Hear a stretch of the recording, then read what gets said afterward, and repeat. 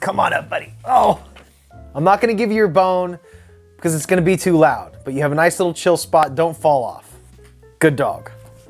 Yo, what's up everybody? Welcome back, Justin here, guys. As always, I appreciate you guys stopping by and hanging out with me today for another review. Today we're gonna be taking a look at Ghostbusters 2. I just posted my review for Ghostbusters 1 a couple days ago. You guys can check that out. This first movie, I absolutely loved Ghostbusters. Spoiler alert for my review for Ghostbusters. I love Ghostbusters. The first, let's try to say Ghostbusters one more time. I double dare you, motherfucker! I love the first movie so much. What I said in my review, it's one of the few films I consider to be a perfect film. I think a lot of people consider Ghostbusters to just be quintessential, classic, perfect 80s comedy. As far as cast and story, the time and place where everybody was just firing on all cylinders in their career. It's a little raw, it's a little gritty, it's hilarious, but at the same time it also has its spooky moments. It's got a pretty casual directing style as far as you sort of feel the camaraderie amongst the actors themselves that really just pours itself on screen. You can tell there's a lot of ad-libbed moments on set where they're just sort of goofing around as the friends they were. Going into Ghostbusters 2, not all of those parts are there. And we're gonna get into that. Now, similar to the first movie, I had not seen Ghostbusters 2 in years, and I've seen the second one like significantly less as far as like how many rewatches I've done. First one I've seen countless times. Like I said, it's just ingrained in me. The second movie, I thought I remembered everything about it, but when I went back to watch it, I found a lot that I had just sort of completely forgotten or overlooked, or sort of gave a pass because I was a lot younger. But this movie is by no means a perfect film. Something I found out within the past year or two, I guess I never paid attention to the history of Ghostbusters 2 or the fandom surrounding Ghostbusters 2. A lot of people don't like this movie. A lot of people do not like Ghostbusters 2 like at all. Now, although I don't fall into that category as far as not liking it, going back and rewatching this movie, it's definitely not as good as the first one. I did compile a list of likes and dislikes, and you can see here's the page. Here's my page for my likes, which I don't even know if you can see this. The likes go from about here. I handwrite all my notes. They go to about half a page right here, the top to about right there. My dislikes covered a whole page on the front and went and covered about 3/4 of a page on the back. So obviously I had a lot more that I disliked about this movie, or sort of that just confused me, or I thought that was weird, or I thought didn't serve the movie as well as it could have. So these all aren't flat out things I hated about the movie. Things that just dragged it down, that drug down the potential as to what this movie could have been. The production budget for Ghostbusters 1 was $30 million, or approximately $30 million, and had a worldwide box office of $295 million. And nowadays, a movie with that profit margin would probably be greenlit for a sequel in the first week of release. But back then, sequels were around, but they weren't as common. There wasn't a sequel to every single movie. So when Ghostbusters was conceived, it was conceived as just a one-off movie. They thought they were just gonna get together, make this little movie, and just go on with their lives. But this movie just exploded into this massive cultural phenomenon, spawning, you know, a whole line of toys, successful toy line, which made millions of dollars. The real Ghostbusters cartoon, which was huge. Actually, we never thought we would make a sequel. But as we thought about the experience and as the sort of the phenomena started taking hold, then the possibility that became the probability of a sequel grew. Ghostbusters 2 was released June 16th, 1989. The budget for Ghostbusters 2 ended up going up a little bit to 30 to 40 million. Pete decided he no longer wanted to be in today's video. Now this is looking kind of bare. We'll put my Beetlejuice mug there. Now, depending on who you talk to, whether it's Ivan Reitman or Dan Aykroyd or Bill Murray or Harold Ramis or the studio people, many things contributed to the 5-year delay between Ghostbusters 1 and 2. Like I said, originally the movie was conceived to be a one-off movie, but when you make that much money, a sequel is just sort of inevitable. When all the big players of the movie finally got together and put aside all their differences, the money issues, the studio issues, script issues, we finally got Ghostbusters 2 5 years after the release of Ghostbusters Ghostbusters 1. Ghostbusters 2 was released June 16th, 1989. The original draft of the Ghostbusters 2 script, penned by Dan Aykroyd, was quite different than what we ended up seeing on screen. It was really out there. Aykroyd described his first draft as really too far out and too inaccessible. This draft followed Dana Barrett, who is kidnapped and taken to Scotland, where she discovers a fairy ring, which is a naturally occurring ring or arc of mushrooms, sometimes linked in folklore to fairies or witches, and an underground civilization. He eventually decided that retaining the New York setting would allow for continuity and would better fit the story he wanted to tell while still allowing them to explore the underground. Dan Aykroyd eventually partnered with Harold Ramis. They hammered out the script, and we got the script to Ghostbusters 2 that we all know and some of us love. Upon release, it was a really mixed bag as far as reception. A lot of the fans did like the movie, but as far as critical reception, it was pretty mixed. Our boys Siskel and Ebert, neither of them cared a whole lot for this movie. In the 80s, they were sort of king shit when it came to movie reviews, and both of them didn't have a lot of good things to say about this movie. Ghostbusters 2, the sequel to the best-selling movie comedy of all time, and it's a major disappointment. And what's so surprising is that the film contains little comic energy or invention. It looks as if the filmmakers, particularly the writers, simply didn't try to do anything special. I agree with you completely. This movie is a total disappointment. No thought went into it, no effort went into it, there's no comedy in it. Sequels to movies as big as Ghostbusters, these worldwide phenomenons, they're kind of impossible to screw up. You really have to fuck up a sequel to really tank it.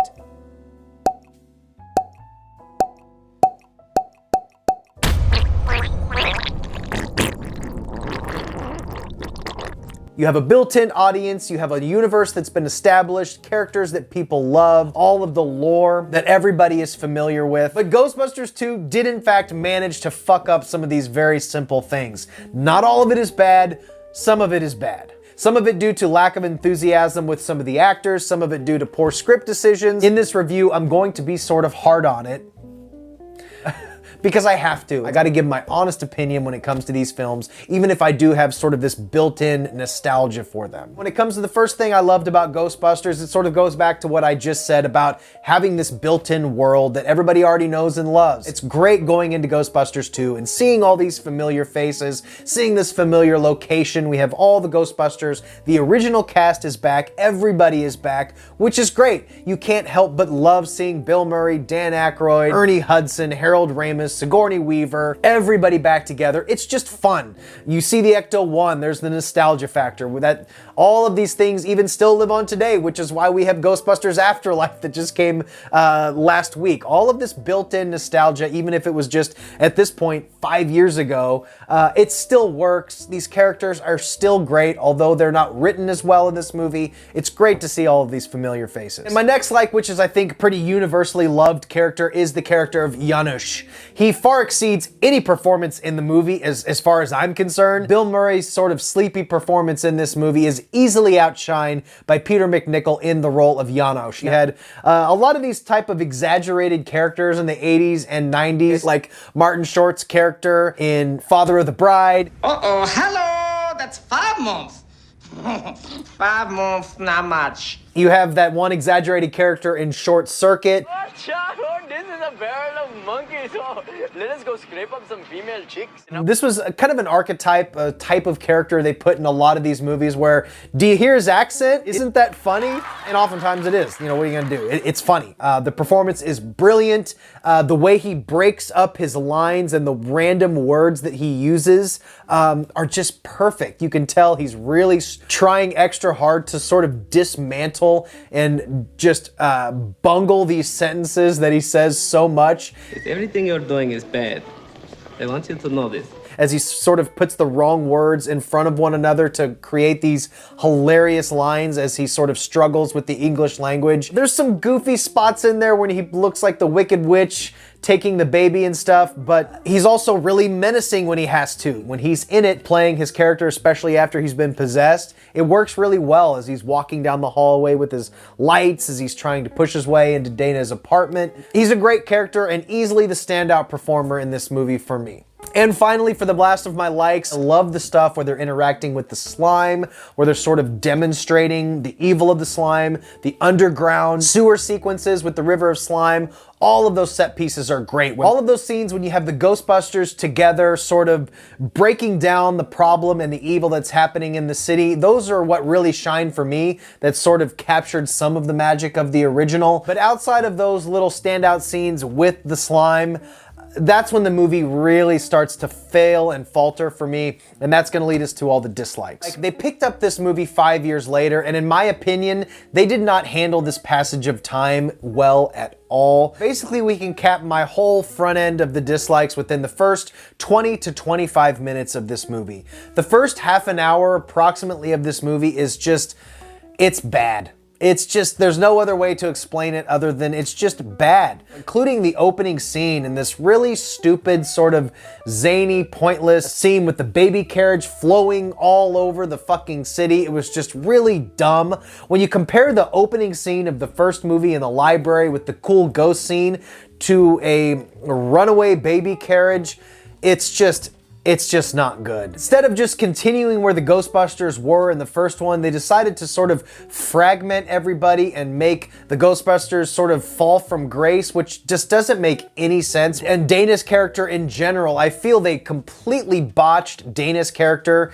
They should have had her and Bill Murray together instead of fragmenting them. They sort of made Dana's character this really convoluted story of her husband leaving her and getting married and divorced and him running off and her having this baby. It just doesn't make any sense, and it seemed like the baby is just sort of this plot device for later on in the movie. I just really didn't like that at all. And then we enter Bill Murray, and he is just more narcissistic and like really negative, and honestly I found his character super annoying in this movie and sort of mean-spirited. In the first movie he should have overcome all of his asshole ways, and they should have had them together in the movie and have that. Instead, they gave Dana this really weird backstory. Somehow she became some art restorer, which makes no sense. I imagine it would have taken quite a bit of skill to do whatever the hell she's doing in that museum, and she was an accomplished elite cellist in the first movie, and they sort of explained that with just a couple random throwaway lines, which I thought was just really dumb. And then we get into all the Ghostbusters themselves and the fact that they somehow had this fall from grace, which makes no sense whatsoever. I mean, the entire city was overtaken by ghosts. Millions of people saw this gigantic marshmallow man. I don't know if they were implying in the movie that they somehow fabricated that, or they just didn't believe it, or I don't know what the movie was trying to do with that. They sort of just disregarded everything that happened in the first movie. To me, that made absolutely no sense whatsoever. I don't know if there's something that I missed, but to me, all of that seems super strange. Also, mentioning the ghosts, this movie has a big lack of ghosts and excitement and set pieces. And there's so much stuff spent with Bill Murray and, Dana going to dinner, Lewis and Janine having their little babysitting things. There's way too much time spent with extra bullshit instead of why we're here to fight ghosts and have all of that fun stuff. The extreme lack of plot development and tension this movie just really drags in between a couple of bright spots that I talked about in my likes. I suppose they thought they were doing this with the Vigo character, but that's another issue of this movie. The Vigo character is super lame. I think they conceptualized the Vigo villain to be a lot cooler and a lot darker than it was, but he really takes a back seat. They don't really give him a whole lot of plot development or explain who or why this character is, except with just a couple throwaway lines of dialogue and a really ill-conceived main villain. When we finally get to the final act with them overtaking the Statue of Liberty, that is really cool, but it does seem like a very big rehash of the first movie. The whole movie sort of tries to be this beat for beat recreation of the first movie, but they picked all of the plot beats and then sort of reversed them for all these lame alternatives that I just really didn't dig at all. I just felt a little underwhelmed with this one, and I wish I would have enjoyed it as much as I thought I was going to. It just sort of lacked in a lot of ways that the first movie really succeeded in. The second movie just fell flat in a lot of ways, unfortunately. Just seems like sort of an ill-conceived script. I don't think a lot of the development of this movie was super lazy by any means.